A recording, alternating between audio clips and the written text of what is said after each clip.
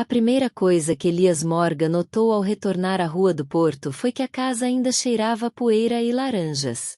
A poeira fazia sentido. Ninguém morava ali há anos. As laranjas, não. Sua mãe costumava descascar uma todas as noites, exatamente às 6, cortando a casca em uma espiral contínua e estendendo-a sobre a bancada da cozinha como um mapa. O cheiro se espalhava pela casa estreita, forte e limpo, como se ela estivesse tentando esfregar o dia para longe com aroma cítrico. Elias ficou parado na porta mais tempo do que o necessário, com a chave ainda na fechadura, esperando que o cheiro desaparecesse. Mas não desapareceu. A casa fora deixada para ele após a morte dela, um fato que surpreendera todos, exceto Elias. Sua mãe não fora sentimental, mas sim precisa. Este lugar te moldou, disse ela certa vez. Você não abandona aquilo que te moldou. Ele entrou. As tábuas do assoalho rangeram sob seu peso. Ele se lembrou de quais rangeriam. A terceira tábua a partir da parede perto da escada. Aquela perto da pia da cozinha. Ele aprenderá os sons delas quando criança, memorizando-os como outros garotos memorizavam estatísticas de beisebol, para poder se mover à noite sem acordá-la.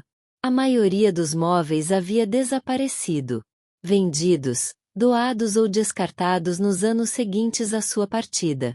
Só restava a mesa de jantar, com a superfície marcada por cortes superficiais e manchas de tinta. Ele passou a mão sobre ela e parou numa marca perto da borda, suas próprias iniciais, gravadas no momento de rebeldia entediada quando tinha 12 anos. Ele não pensava naquelas cartas há anos. Elias pousou sua única mala e sentou-se nos degraus, deixando o silêncio se instalar. Ele havia vivido em cidades onde o silêncio precisava ser buscado, entre sirenes, entre vozes, entre prazos. Ali, ele chegava imediatamente, denso e paciente. Ele voltou porque não tinha para onde ir. A carta de demissão ainda estava dobrada no bolso do seu casaco. 3 parágrafos. Educada. Definitiva. O tipo de carta que fecha a porta silenciosamente, sem bater. A universidade a aceitou sem resistência, o que doeu mais do que ele esperava. Esgotamento. Ele dizia às pessoas. Uma palavra que explicava tudo e nada. A verdade era mais complicada. Em sua segunda noite de volta, Elias sonhou com o rio. Ele ainda não tinha chegado perto, mas seu corpo se lembrava. No sonho, a água estava mais escura do que deveria, densa com o reflexo do céu. Ele estava na margem, chamando um nome que já não conseguia pronunciar claramente.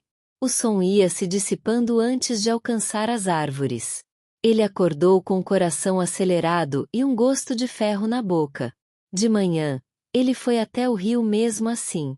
Era uma caminhada de 10 minutos da casa, descendo uma encosta lisa, desgastada por décadas de sapatos. A água corria mais devagar do que ele se lembrava, ou talvez ele simplesmente tivesse se acostumado com coisas mais rápidas. Ele parou onde a margem se inclinava para dentro, onde os juncos cresciam densos e os insetos pairavam como pontos de exclamação no ar. Foi aqui que aconteceu. Nenhuma placa marcava o local. Nenhuma cerca. A cidade havia decidido, coletivamente e sem discussão, deixar o lugar como estava. Elias entendia o porquê. Os memoriais oficializavam as coisas. Eles forçavam a lembrança. Ele se agachou e tocou a água. Estava fria. Sempre fora. Você ficou, disse ele em voz alta, sentindo-se tolo imediatamente depois. O rio não respondeu. Mais tarde naquela semana, Elias foi para o ensino médio. Ele dizia a si mesmo que era curiosidade, mas não era verdade. Ele queria ver se o prédio ainda o reconhecia. Se as paredes se lembravam. A recepção tinha sido reformada, balcões novos, luzes mais fortes, mas o corredor tinha o mesmo cheiro. Cheiro de produto de limpeza e papel velho. Ele caminhou devagar, mãos nos bolsos, passando por salas de aula com portas abertas. Vozes ecoavam. Risos. Reclamações. O caos normal de pessoas ainda não sobrecarregadas pelo tempo. Uma mulher saiu da sala de aula 214 e quase esbarrou nele. Ah, desculpe, disse ela, e fez uma pausa. Elias Morgan.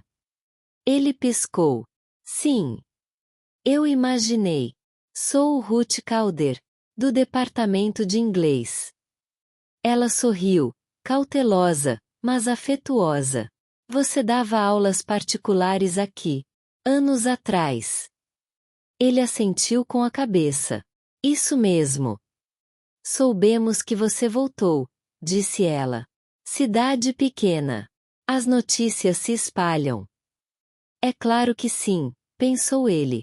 Ela observou por um instante. Precisamos de um substituto, disse ela finalmente. Só por uma semana. Você consideraria? Não, disse ele rápido demais, mas logo suavizou o tom. Desculpe. Eu não posso. Ruth assentiu com a cabeça, sem insistir.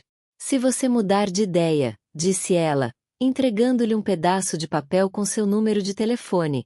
A oferta continua valendo. Ele saiu antes de o sino tocar. Naquela noite, Elias encontrou o caderno. Estava escondido atrás da fornalha no porão, embrulhado em um saco plástico de supermercado amarelado pelo tempo. Ele não se lembrava de tê-lo escondido ali, mas suas mãos sabiam o que fazer. Sabiam como desatar o nó sem rasgar o saco. O caderno era fino, a capa amolecida pelo uso. Dentro, sua caligrafia inclinava-se acentuadamente para a direita, densa e urgente. 14 de junho. Não era minha intenção que acontecesse dessa forma. Seu peito apertou. Ele sentou-se nos degraus do porão e leu até que as palavras se tornaram indistintas. Ele tinha 16 anos. Velho demais para ser descuidado. Velho o suficiente para saber o que estava fazendo. O caderno não o desculpava. Não dramatizava. Apenas registrava. Datas. Conversas. Pequenas decisões que se acumularam e se transformaram em algo irreversível. A última entrada terminou no meio da frase. Se eu tivesse esperado. Ele fechou o caderno e o pressionou contra o peito, respirando lentamente até que a sala parasse de girar. No dia seguinte, Elias concordou em substituí-lo. Ele disse a si mesmo que era temporário. Uma semana. Uma forma de ser útil sem se comprometer com nada por tempo suficiente para fazer diferença. Ruth não pareceu surpresa quando ele ligou. A sala de aula 214 tinha um leve cheiro de marcadores de quadro branco e café. Os alunos o encaravam com um desinteresse educado. Ele escreveu seu nome no quadro e hesitou antes de acrescentar o título. Sr. Morgan. A familiaridade daquilo o surpreendeu. Ele seguiu o plano de aula à risca. Discussão mínima. Instruções claras. O tipo de ensino que não exigia nada dele além de presença. Na quarta-feira, ele notou a mesa vazia. Última fila. Perto da janela. Estava vazia todos os dias, mas agora parecia proposital. Como se a própria ausência estivesse presente. Quem está sentado ali? Perguntou ele, apontando com a cabeça na direção do objeto. Alguns alunos trocaram olhares. Ninguém, disse o menino finalmente. Não foi usado o ano todo. Elias franziu a testa. Então por que tem um caderno ali? Silêncio. Após a aula, ele se aproximou da carteira. O caderno era liso, preto, sem anotações. Ele o abriu. Dentro havia uma redação. Foi cuidadoso. Refletido. Escrito num tom que não era de alguém que estava simplesmente cumprindo uma tarefa por telefone. As margens eram estreitas, como se o autor tivesse medo de ocupar muito espaço. No final, em vez de um nome, havia uma pergunta. As palavras ainda têm valor se ninguém deve ouvi-las? Elias sentou-se pesadamente. No dia seguinte, havia outra redação. E o próximo? Ele parou de fazer perguntas. Em vez disso, começou a escrever comentários nas margens. Encorajamento. Desafios. Uma vez, uma discordância, expressa com delicadeza, mas honestidade. Na sexta-feira, uma nota apareceu abaixo de seu último comentário. Obrigado por responder. Suas mãos tremiam enquanto ele dobrava o papel. Em seu último dia como substituto, Elias chegou cedo e esperou junto à mesa vazia.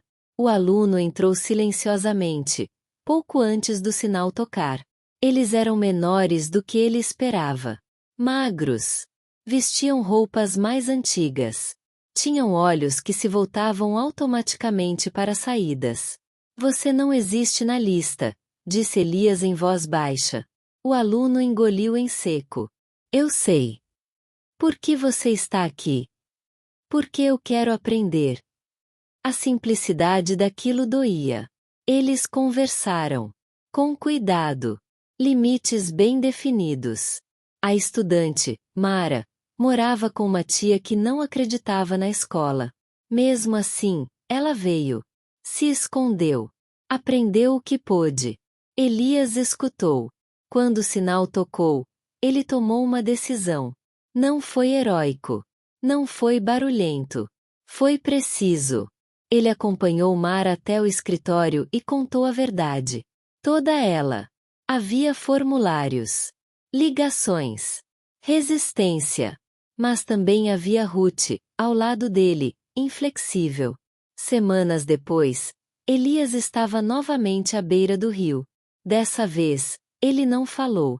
Ele tirou o caderno do bolso do casaco, o velho, e o jogou na água. Encharcou, as páginas escureceram, a tinta borrou, tornando-se ilegível. Ele observou até que desapareceu. Ele sabia agora que algumas coisas não podiam ser desfeitas. Outras perguntas poderiam ser respondidas.